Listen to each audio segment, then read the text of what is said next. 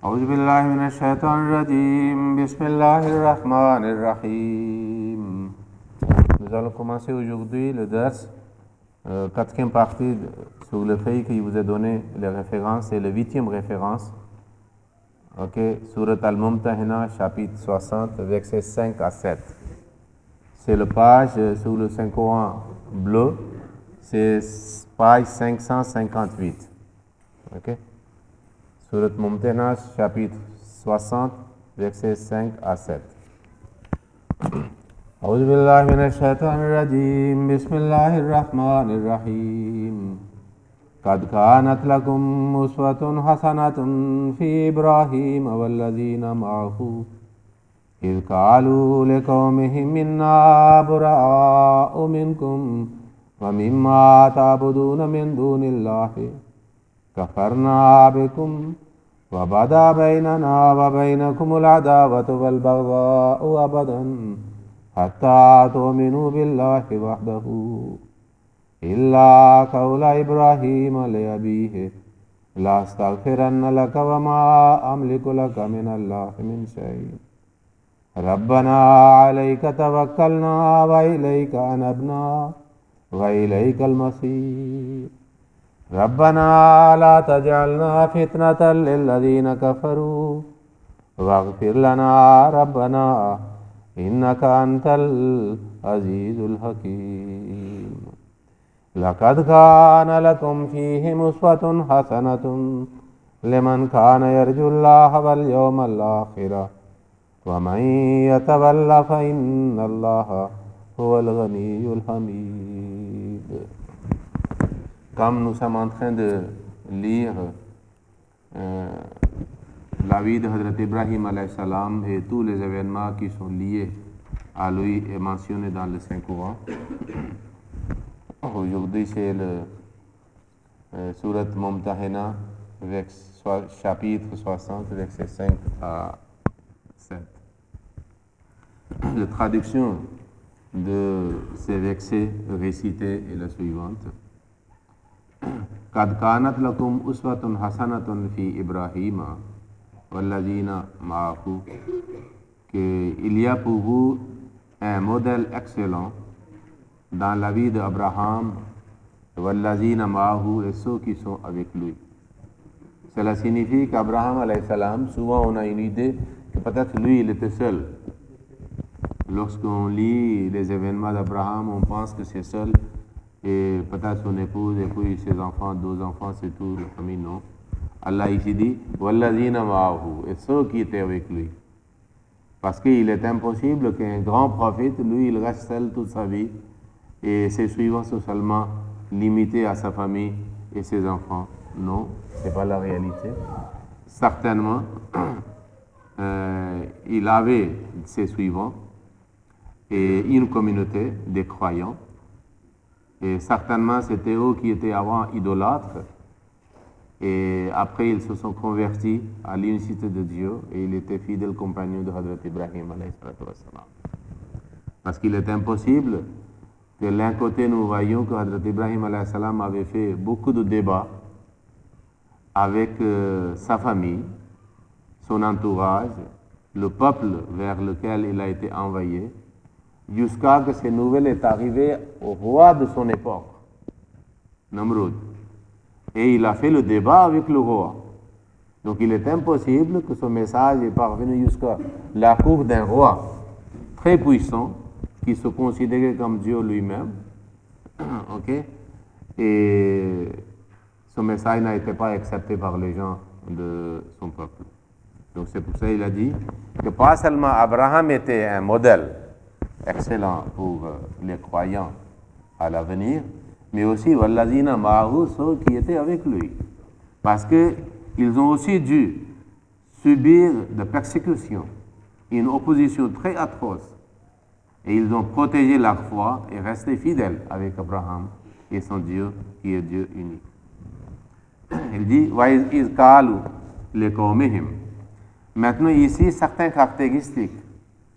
Okay? Et le trait qu'ils sont modèles excellents pour les croyants, c'est-à-dire pour les prophètes suivants, après Abraham, il y a certains traits caractéristiques de ce peuple, ces fidèles sont mentionnés ici, qui montrent qu'il avait une grande foi très solide. Et ils ont préféré Dieu et leur foi, face à l'opposition, c'est-à-dire le fox qui était contre Abraham et son Dieu. Qu'est-ce qu'ils ont dit? Ils kalou le qawmihim. Pas seulement Abraham, mais ses suivants aussi, ensemble, ils ont dit quelque chose, le qawmihim à leur peuple. Ça veut dire ceux qui n'ont pas encore accepté, qui n'avaient pas encore accepté leur message. Le premier point qu'ils ont dit, Inna bara'u minkum. Ça veut dire qu'est-ce qu'ils ont dit? Que nous n'avons rien à voir avec vous. Dans la matière de foi et la croyance en l'unicité de Dieu, nous n'avons rien à voir avec vous. Donc ainsi, c'était la première étape de distinction entre le peuple d'Abraham et le suivant fidèle d'Abraham alayhi salam. Comme Allah dit dans le Saint-Coran, et souvent le Messie premier a aussi mis accent sur ça, que ceux qui croient en envers de Dieu, ils ont accordé une distinction, furqan, qui est très visible. C'est-à-dire par le monde aussi, que voilà une distance, il y a une différence entre les croyants et entre ceux qui n'ont pas cru, qui ne sont pas croyants à ce message de Dieu. Il a dit, Inna bara'u minkum. Nous n'avons rien avec vous en ce qui concerne vos croyances et vos pratiques de l'idolâtrie ou différentes sortes de croyances. Ce n'était pas seulement idolâtrie, le peuple d'Abraham. C'était la famille d'Abraham qui était idolâtre et qui faisait le commerce et le business des idoles aussi. Mais ce peuple était plongé dans les différentes sortes de shirk et polythéisme. C'est-à-dire, il croyait, c'est-à-dire, il était les étoiles, le soleil, adorait le soleil, la lune, et différentes étoiles, et différents objets aussi. La première chose, Allah a mentionné qu'ils ont dit, Inna bara'u minkum, nous n'avons rien avec ça. Ça veut dire, il n'y a pas de duplicité dans la foi. Ils n'étaient pas hypocrites. Ils ne faisaient pas le flatterie avec les autres. Que des fois, ils sont avec les autres aussi et des fois avec l'Abraham. Non. Très clair, ils l'ont annoncé. Wa mimma ta'buduna min dunillah. Et le deuxième point, il a dit, pas seulement vous, en tant que les êtres humains, mais les idoles, les objets que vous le considérez comme Dieu, comme idole, nous n'avons rien avec ça, parce que vous adorez ces objets en ignorant Dieu unique. Et les suivants d'Abraham croyaient en Dieu unique et adoraient Dieu unique. C'est le deuxième point. Et pas seulement, des fois on dit que positivement, nous avons nos croyances, nos foi, nous sommes attachés à cela, mais des fois, la faiblesse est exposée qu'ils ont des relations avec les autres aussi un peu. Où il y a de compromis de la foi. Mais ils n'ont pas seulement annoncé ou déclaré la foi à un Dieu unique. Il a dit Kafarna bekum. Et nous refusons aussi ce que vous croyez. Donc ils ont considéré les deux aspects aussi. C'est-à-dire que pas seulement qu'ils ont montré la foi et la croyance, mais ils ont refusé la croyance aussi. Comme Allah dit dans le Saint-Coran, dans Surat Al-Baqarah, je pense, qu'il a dit qu'ils sont attachés, c'est-à-dire à Allah, et ils croient, mais en même temps, ils refusent de croire ce que le Satan dit. Allah, waliyulladina amanu, et là-bas, Allah mentionne dans Surat Al-Baqarah, que nous refusons ce que le Satan dit. Parce qu'il est possible que quelqu'un dise qu'il croit en Dieu, mais sa croyance et sa confiance en Allah n'est pas tellement solide. Des fois, il fait de shirk khafi. Ça veut dire qu'il y a un shirk qui est un peu caché. Mais le vrai fidèle ouvertement rejette toutes sortes de shirk, comme bien shirk est subtil. Des fois, il y a des subtilités de shirk que, en général, les croyants sont aussi dedans. Okay? Faire confiance aux autres moyens mondains qu'un croyant doit faire confiance en Allah. Okay? Donc il a dit kafarna bekum. Et quelles sont les conséquences? Bada bainana wa bainakum ala dawatu wal baghdau abada. Et cette distinction a semé les semences de désaccord entre nous et vous. Parce qu'il n'était pas, c'est-à-dire il n'avait pas une compromise dans la matière de la foi et de croyance. Okay? Donc, bada bainana wa bainakum al-adawata wal baghdha. Mais les croyants n'ont pas la haine et la rancune contre les autres. Mais c'est la conséquence de la foi et la fidélité à l'unicité de Dieu qu'ils montrent une distinction, mais les opposants des prophètes prennent comme et entretiennent une rancune et la haine contre les croyants. Donc ainsi, les suivants d'Abraham sont en train de mentionner une réalité que cela a provoqué. Pour nous, c'est une distinction entre vous et nous, mais vous avez entretenu une haine et rancune contre nous. Mais malgré cette haine et rancune, nous ne pouvons pas venir à un compromis entre nous et vous en matière de la foi. Hatta tu'minu billahi wahdahu.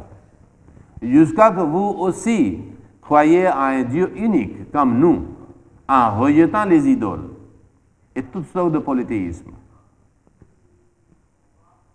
Ok?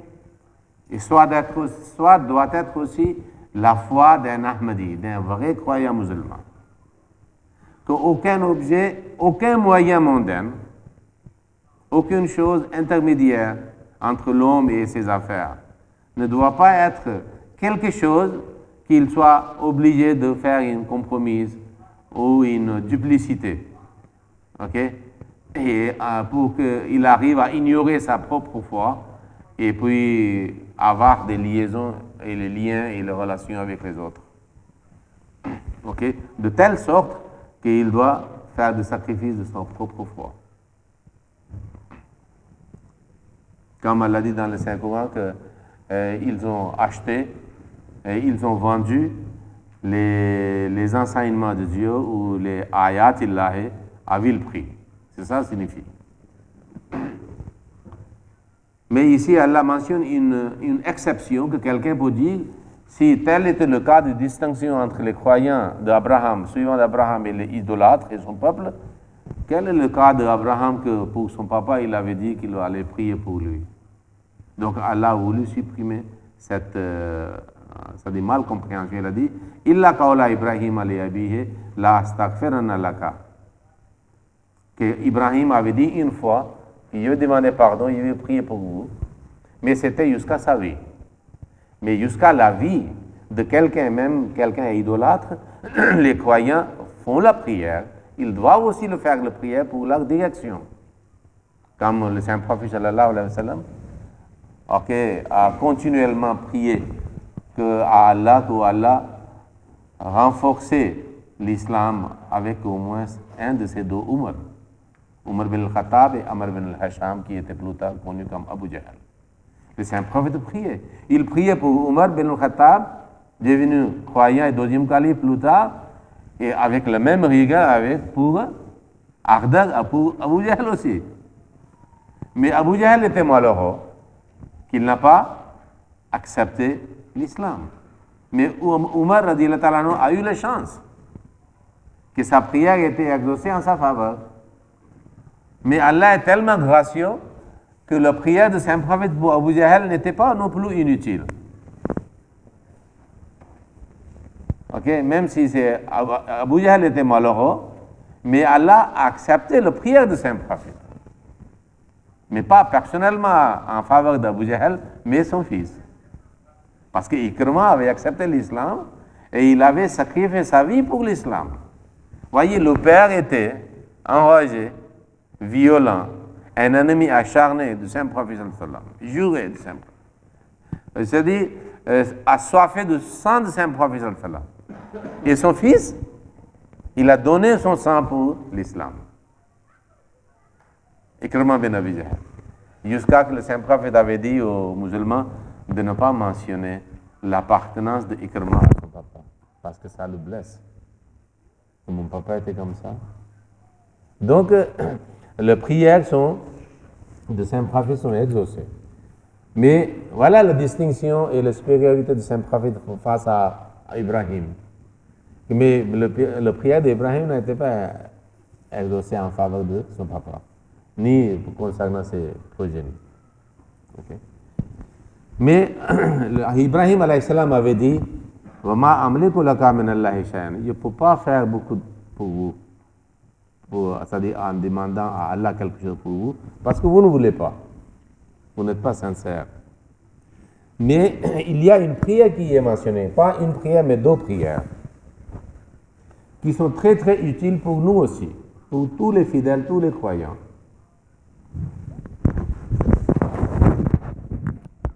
Ok, c'était un peu...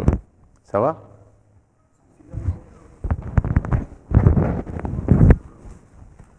La première prière mentionnée dans le verset 5, à la fin, Rabbana alayka tawakkalna, wa ilayka anabna, wa ilayka al-masir. Combien de fois les fidèles sont en train de, c'est-à-dire se retourner vers Dieu. Il a dit Rabbana, notre Seigneur, alayka tawakkalna. Nous plaçons notre confiance en toi. Wa ilayka anabna. Et vers toi, nous nous tournons. Wa ilayka al-masir, et vers toi est notre destination finale. Cela montre que Ibrahim alayhi salam et ses suivants, wallazina ma'ahu, sa communauté qui était avec lui, ils croyaient que Dieu est as-samad. Samad, ça veut dire qui est indépendant, les autres ont besoin de lui.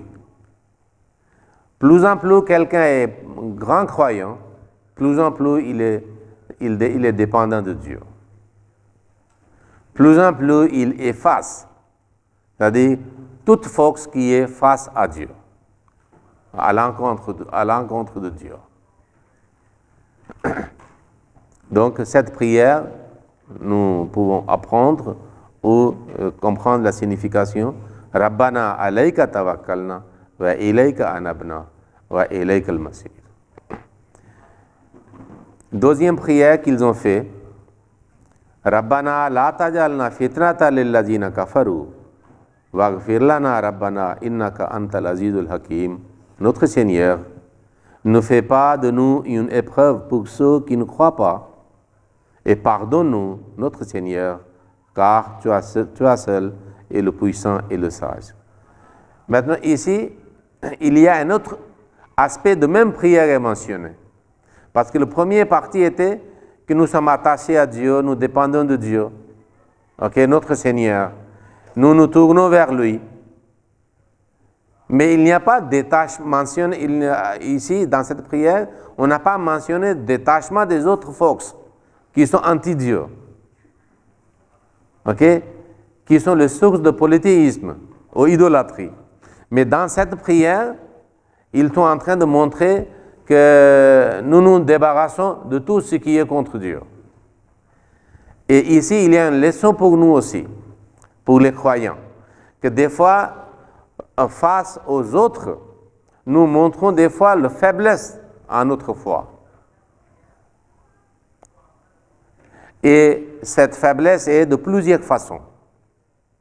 Par exemple, des fois, cette faiblesse est que notre comportement n'est pas digne d'être d'un comportement d'un Ahmadi musulman.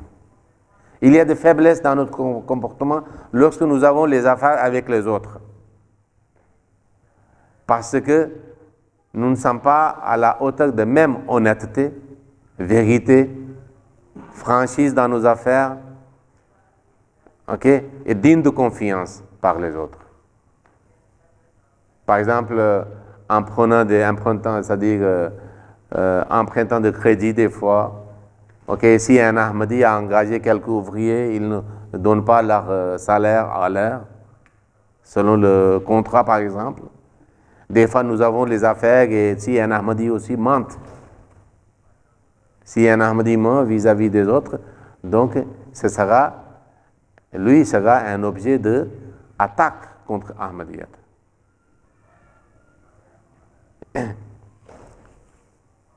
Et c'est pour cela que même certains Ahmadis qui se sont renoncés à l'Ahmadiyyat, ils ont quitté Ahmadiyyat par exemple, et leur départ était comme ça.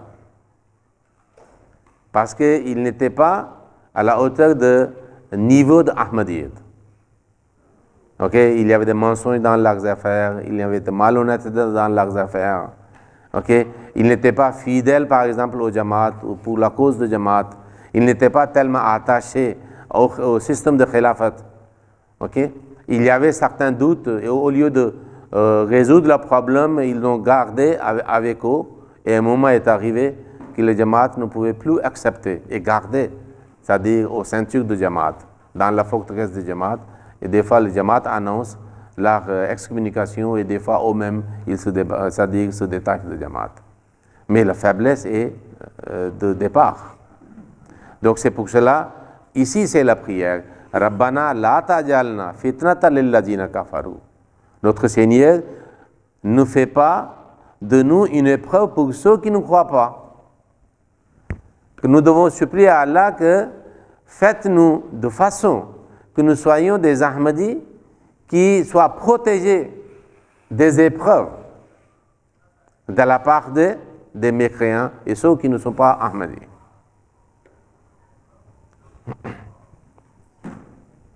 Et Ahmadi doit toujours montrer un comportement qui est digne d'être un comportement d'un Ahmadi. C'est très nécessaire.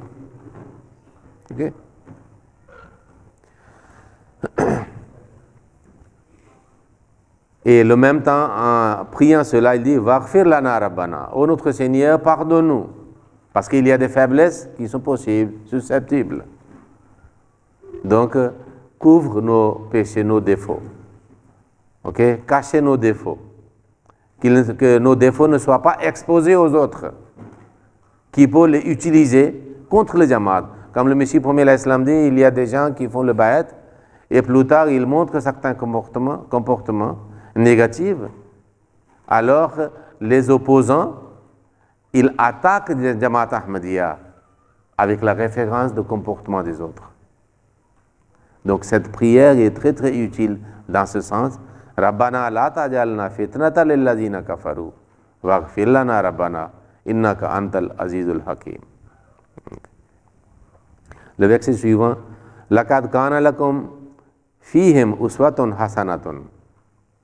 Ça veut dire, assurément, il y a en eux un excellent exemple pour vous. Ça veut dire, Ibrahim alayhi salam et la communauté qui était avec lui, communauté de fidèles. Liman kana yarjullaha wal yawmil akhir. Ceux qui espèrent en Allah et au jour dernier. L'islam, surtout le Saint-Coran, a mis beaucoup d'accent sur le jour dernier, le jour du jugement. Parce que c'est un moyen le plus efficace pour discipliner quelqu'un, un croyant, et pour son tarbiyat et éducation morale et spirituelle.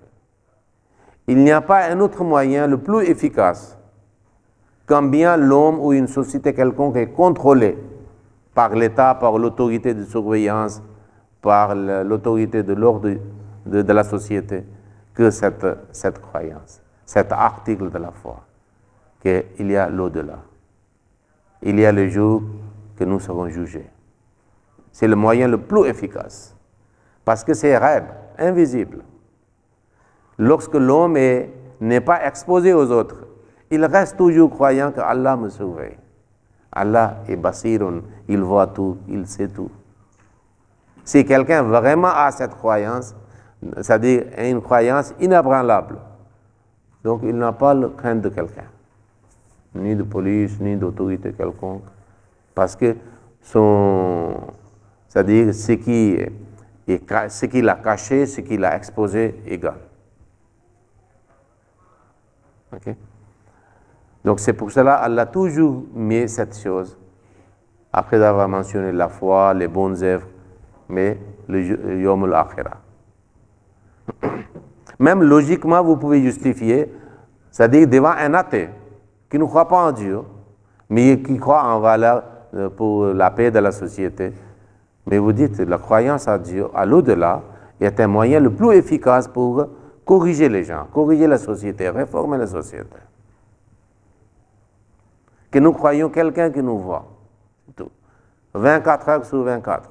Il est basiron, comme il a le vidéo de nos activités. Ok? Il est alimun, il sait ce que vous faites. C'est le seul moyen le plus efficace. وَمَنْ يَتَوَلَّى فَإِنَّ اللَّهَ هُوَ الْغَنِيُّ الْحَمِيدُ. Maintenant, des fois, dans la communauté de croyants, il y a certains, c'est-à-dire qui montrent la faiblesse et qui se séparent, détachent de la communauté, qui renoncent à leur foi. Allah dit ici,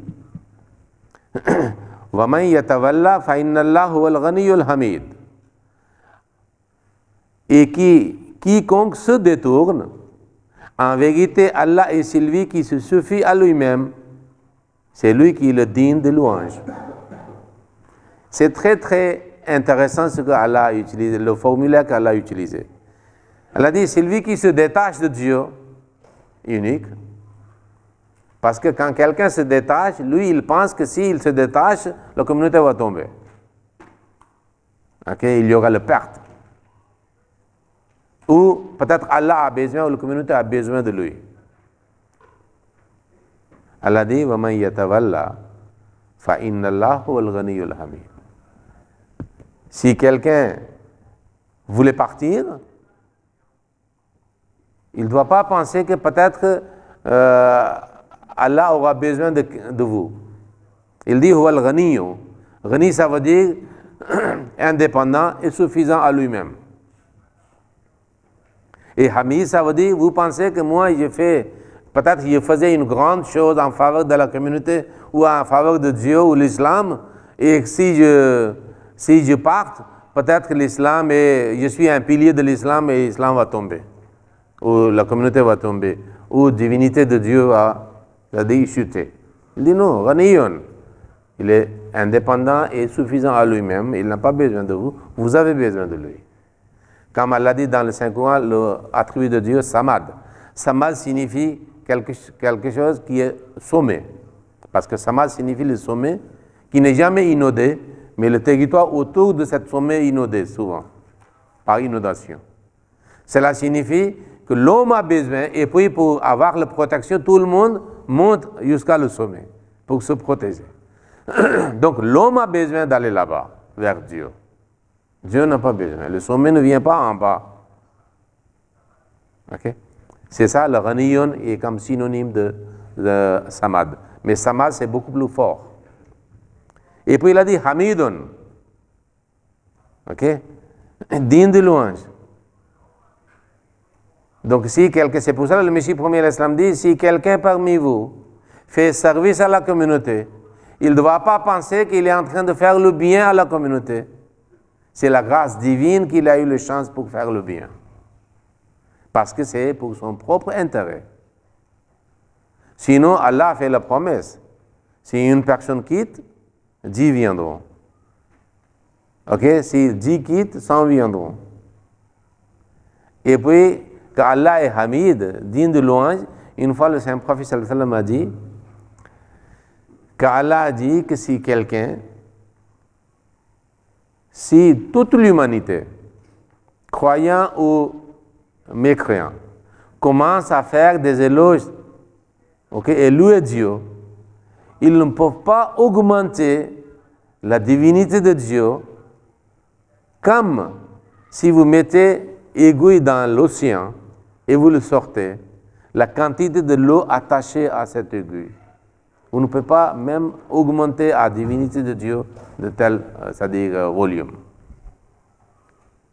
Et si l'humanité entière, croyant comme mécréant, refuse de faire les louanges de Dieu, il ne peut pas réduire cette quantité à sa divinité. Donc c'est l'homme qui a besoin de lui.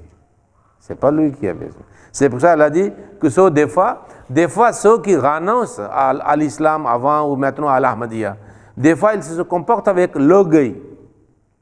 Peut-être qu'ils vont détruire le Jamaat. Il est certain qu'ils déclarent aussi, nous allons détruire le Jamaat. Il est certain qu'il dit, en entrant dans le Jamaat, en cachette, on peut faire des machinations pour détruire le Jamaat. Il y a les autres qui disent, en exposant leur rancune et leur venin et propageant dans le monde entier, peut-être qu'ils vont affaiblir le Jamaat. Si le Jamaat est Jamaat de Dieu, vous ne pouvez rien faire. Même l'humanité entière soit unie contre le Jamaat. Le Jamaat triomphera à la fin. Parce que c'est le Jamaat de Dieu. Mais si le Jamaat n'est pas le Jamaat de Dieu, vous n'avez pas besoin de faire de machination. Le Jamaat elle-même sera détruite. Donc Allah dit, l'homme ne peut rien faire. Hein. Ils n'ont ni augmenté à ce que Dieu voulait faire, ni réduire. C'est notre propre intérêt si nous sommes restés attachés à Dieu. Ou s'il y a un envoyé de Dieu. S'il y a un système divin. S'il y a une communauté divine. Nous avons notre intérêt à rester attachés à lui. Ok? Les gens les plus influents étaient dans la Jamaat, se sont séparés. La Jamaat continue sur le marche de progrès. N'est jamais ralenti. Pas seulement quelqu'un pouvait arrêter. Non. Le progrès de Jamaat n'était jamais ralenti même. Ok?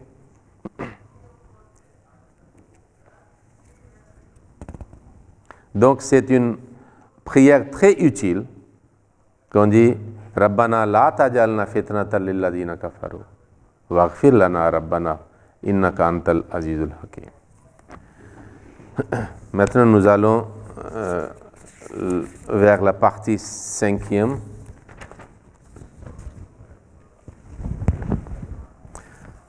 C'est le Surat Baqara, la première référence, Surat Baqara, chapitre 2, verset 259. Et c'est le page 41, le Saint-Coran, la couverture bleue.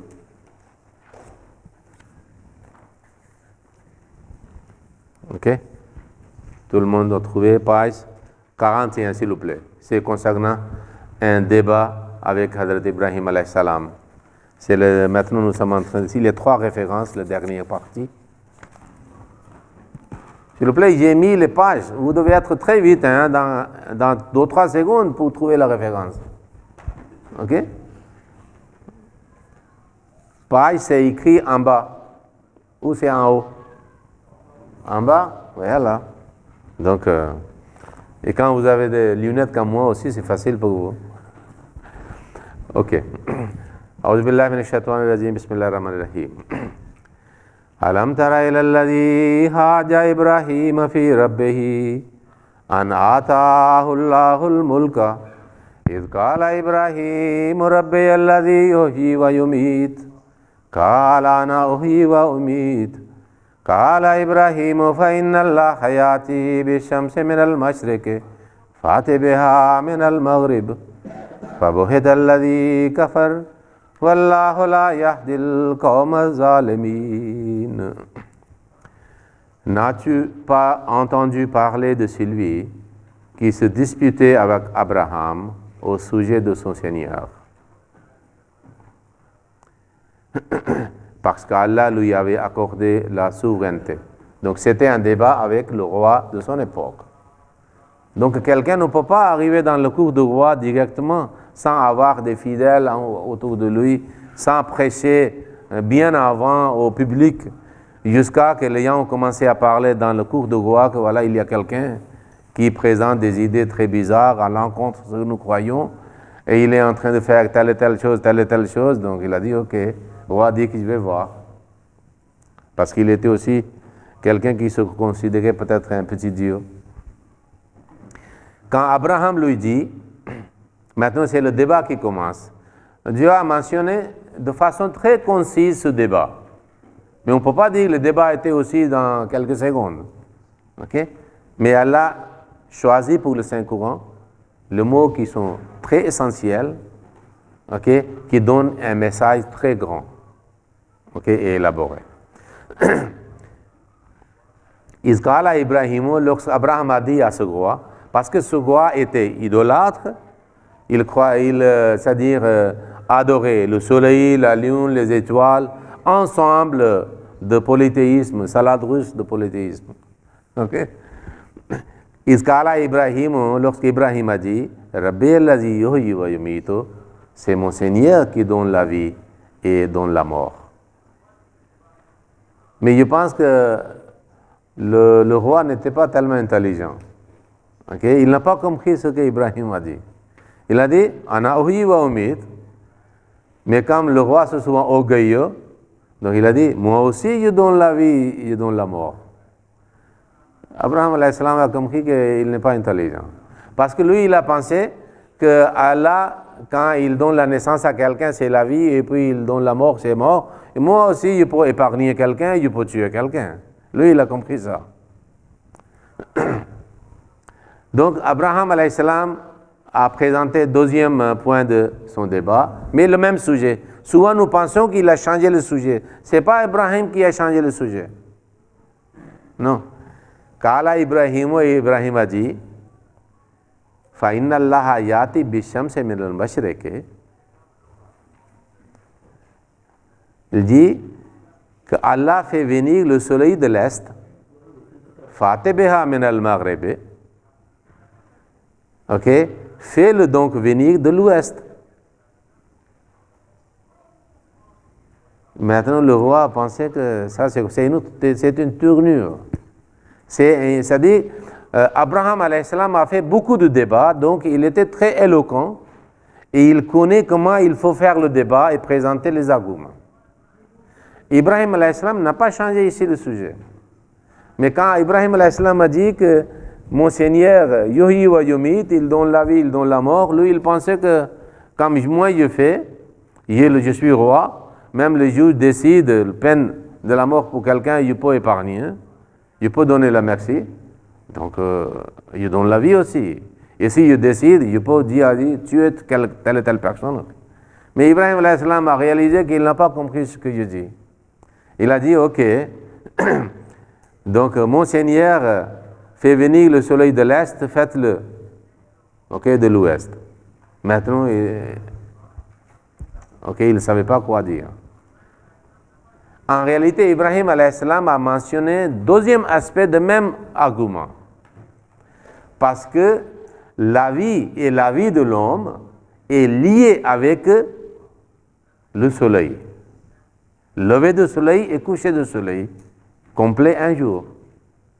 Il y a 7 jours pour semaine, 4 semaines d'un mois, 12 mois d'un an. Ainsi, l'homme s'approche de la mort. Et c'est Allah qui contrôle à quel moment il y aura la mort. Et maintenant, Ibrahim alayhi salam était tellement intelligent, pourquoi il a utilisé l'affaire du soleil, malgré qu'il parlait le même sujet, la vie de quelqu'un, la durée de vie de quelqu'un, parce que c'est lié avec lever du soleil et coucher du soleil. C'est le calcul de temps. Mais Ibrahim alayhi salam a utilisé le soleil, pourquoi? Parce qu'il adorait le soleil aussi. Ok? Et le roi et les suivants du roi croyaient que le soleil est aussi comme un dieu. C'est divinité, il adorait. Maintenant, ce roi ne peut pas dire que je contrôle le soleil. Parce que s'il adore le soleil, donc adorateur ne peut pas contrôler l'objet qu'il adore. Maintenant, lui, il ne pouvait rien dire devant les gens autour de lui. Parce que si lui, il dit, moi aussi, je peux le faire, ok? Et les gens disent, voilà, ils seront contre le roi. Donc c'est pour cela il n'avait rien, bouche bée. Fabohet alladhi kafar. Il est resté bouche bée. Ok? Il n'avait rien à répondre. Donc Ibrahim alayhi salam était très intelligent dans l'art de débat. Il a mis en question le roi aussi et ceux qui étaient autour d'eux. Wallahu la yahdil qawma zalimin. Allah ne guide pas le peuple injuste. Ici, le mot zalim est utilisé, j'ai répété plusieurs fois, que zulm, ok, est une des significations de shirk. Rappelez-vous, le surat Luqman, Hadrat Luqman est en train de conseiller son fils. Il dit Inna shirka la zulmun azim. Le plus grande injustice est le shirk. Ok? Zulm signifie vous mettez quelque chose qui n'est pas sa place propre. Donc vous attribuez les attributs de Dieu à quelqu'un qui n'est pas Dieu. C'est le plus grand zulm. Ok? Le Messie premier l'Islam aussi, dans son vers, il a utilisé le mot zulm, c'est-à-dire à la place de shirk. Ok? Et lorsqu'il a dit que sunu ab waqt tawhid atam hai, sitam ab maile mulke adam hai. Ok? Écoutez bien, c'est le moment maintenant que l'unicité de Dieu montrera sa splendeur et sera établie ouvertement avec sa gloire. Et en ce qui concerne l'injustice, ça veut dire zulm ou le shirk, il va partir pour être disparu, ok, vers la disparition.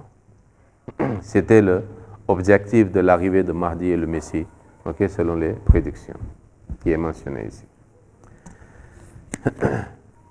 Maintenant, nous lisons le verset 261. C'est un verset après. Ok, c'est la même référence. C'est page 60.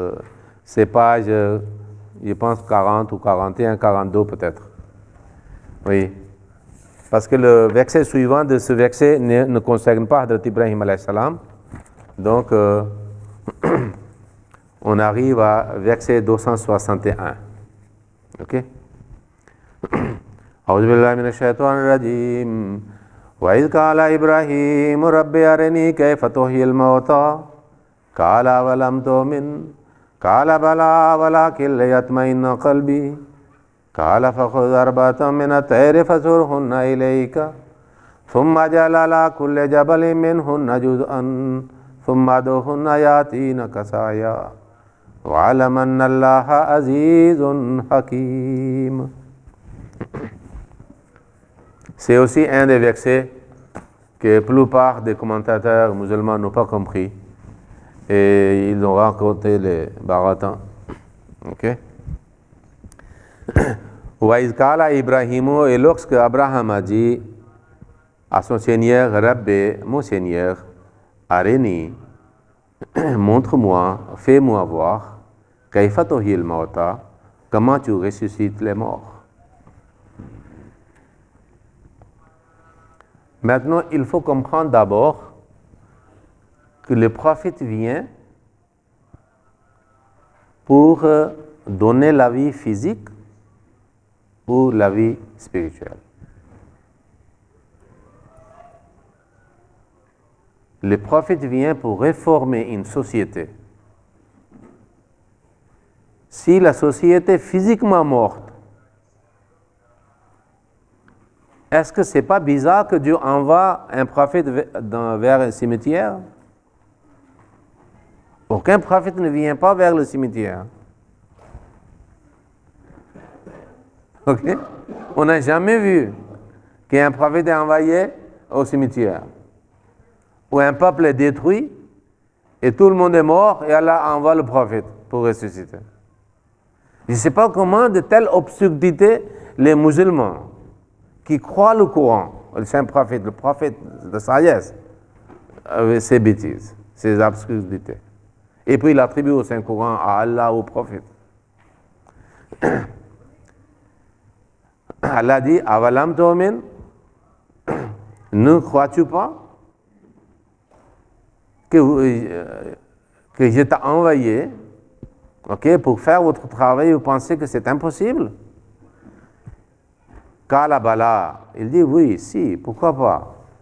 Mais walakin layatmaïna kalbi, pour que je sois satisfait du fond de mon cœur. Parce que le prophète est beaucoup plus inquiet pour la réussite dans sa mission. C'est pour cela, la nuit et le jour, ils sont occupés en faisant des efforts, employant tous les moyens possibles à leur portée. La nuit, faisant les supplications à Dieu que Allah, c'est que je puisse réaliser ce projet. C'est un peu très étrange. C'est Allah qui l'envoie pour faire quelque chose et il demande à Allah de m'aider de le faire. Vous n'allez pas trouver un prophète qui ne fait pas les supplications nocturnes même, ok, que pour demander à Dieu de réussir dans sa mission, malgré que c'est Allah qui lui donnait la mission. Donc, c'était dans ce sens qu'Abraham a demandé à Allah. Maintenant, au lieu de dire oui, ok, Dieu lui présente quelque chose. Et c'est telle chose que même quelqu'un qui est illettré, ignorant, ok, un bédouin arabe aussi, pour le comprendre. Au contraire, ceux qui vivent dans les campagnes, dans les villages, ils comprennent cet argument plus que ceux qui habitent dans les villes. Parce que c'est tellement simple. Qu'est-ce qu'il dit? Kala, Allah dit, fakhuz, prends. Arbata minatari, 4 oiseaux. Fasurhunna ilayk, voilà la question qui se pose, qui a créé la difficulté. Parce que le problème est qu'en haut, c'était la question de la vie et de la mort. Ils ont pensé comme le roi d'Abraham, la vie et la mort physique. Donc, voyez, donc la croyance de ceux qui n'ont pas compris ce verset est égale au roi Namrud de l'époque d'Abraham. Qu'Abraham parlait de quelque chose de différent et où lui, il a compris la vie et la mort physique. Donc, quelle est la différence de croyance des musulmans malheureux qui ont dit qu'ici signifie la mort physique et la vie physique après la mort? C'est la même chose. Ok, il dit, Khud arbata minatari, prenez 4 oiseaux. Fasurhunna ilayka. Maintenant, qu'est-ce qu'ils font? Les commentaires disent que Allah a dit égorger, faire.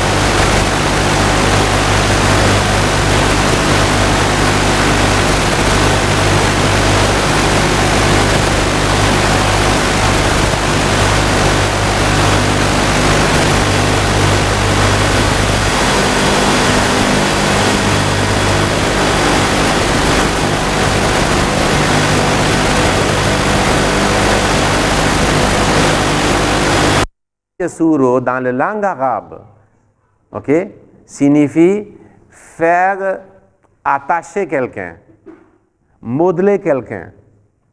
On dit en français, non? Modeler quelqu'un. Faire pencher quelqu'un. Ok? Donc, surhunna impératif signifie amilhunna. Ok?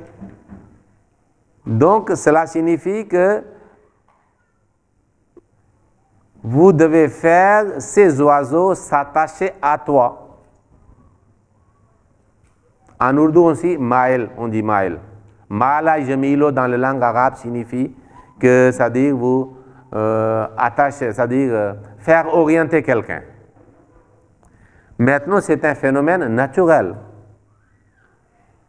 C'est un phénomène naturel dans la vie, pas seulement chez les êtres humains, chez les animaux aussi, même avec les plantes. Vous voyez une branche de plante qui sort comme ça, vous l'attachez avec une autre branche, un autre objet, cette branche sera, c'est-à-dire orientée vers l'autre, et après il va se développer aussi de même façon, vers la même direction, parce que c'est le signe de la vie. Vous voyez les animaux, les chiens, les chats, les rats, et parmi les oiseaux, ok, les aigles aussi, les autres oiseaux, les perroquets, ok, et les pigeons, surtout les pigeons. Des fois, celui qui est en train, c'est-à-dire le maître de pigeons, des fois les gens parlent avec les animaux et les oiseaux. Un Français parle français, un Anglais parle anglais, ok, un ourdophone va parler en ourdou, et cet animal, cet oiseau comprend. Il fait un geste, cet oiseau ou les animaux réagissent selon ça. Et ces oiseaux et ces animaux savent aussi que le maître est fâché ou il n'est pas fâché, il est content, il n'est pas content. Parce que c'est le symbole, c'est le signe de la vie. Donc c'est le même phénomène. Des fois, vous avez les oiseaux, et ceux qui élèvent les oiseaux, ils savent très bien. Il fait un geste, les oiseaux s'envolent très loin. Et cette personne crie. Les oiseaux tout de suite, c'est-à-dire descend. Ça signifie, Allah a donné cette leçon à Hazrat Ibrahim alayhi salam.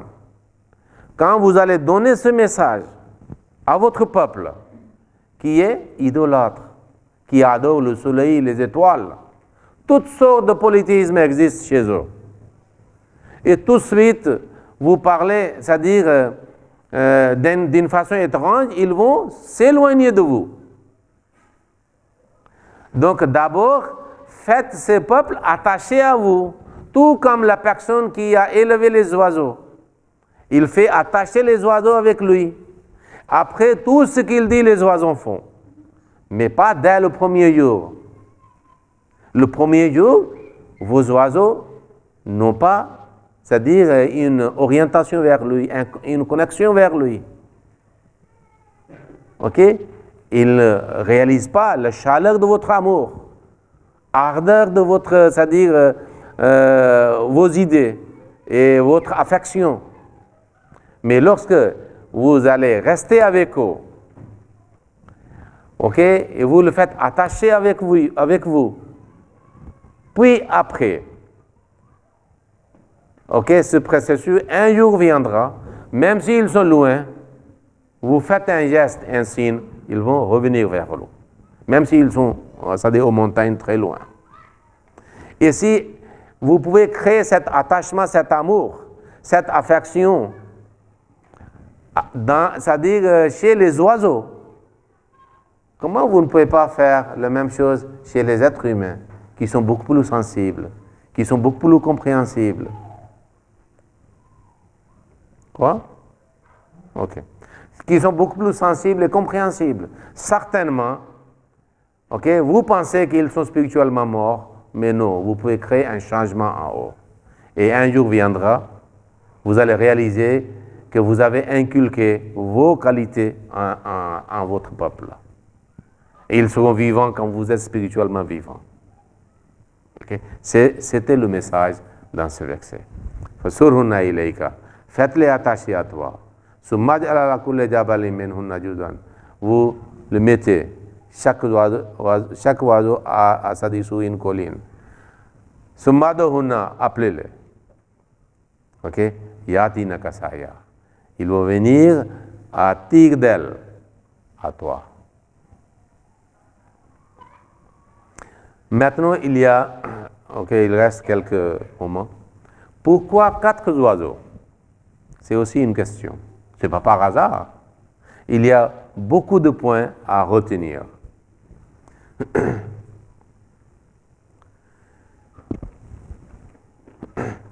Donc, ça signifie que c'était comme une vision dans laquelle Dieu a mentionné ou il a conseillé.